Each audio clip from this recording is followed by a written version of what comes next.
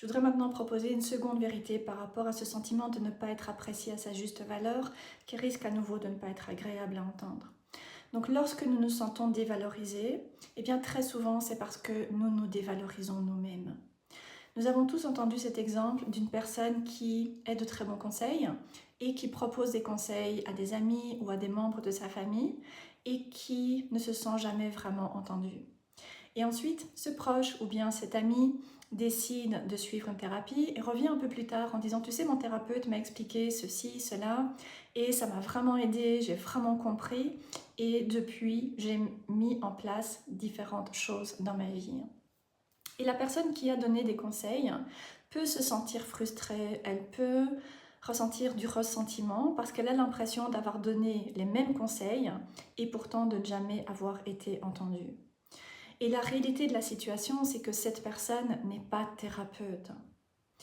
Et donc, lorsque vous donnez des conseils à un proche, à un ami, eh bien ces conseils vont être reçus comme le conseil d'un proche ou bien comme le conseil d'un ami et pas comme l'opinion d'un professionnel. Et donc, vous n'allez jamais pouvoir recevoir la reconnaissance qui va avec l'expertise et le statut d'un professionnel. Parce que soyons réalistes, ce n'est pas parce que vous avez de bons conseils que vous avez nécessairement les compétences et les connaissances et les outils également pour pouvoir véritablement aider les personnes en souffrance avec le recul et de la manière dont la personne en a vraiment besoin.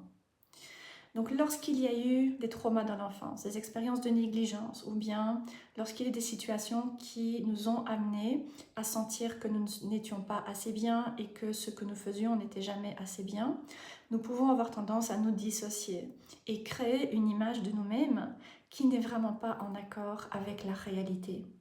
Et donc nous pouvons nous placer dans des situations qui vont nous amener à nous sentir dévalorisés parce que ces situations vont en fait refléter la manière dont nous nous sentons véritablement à l'intérieur. C'est-à-dire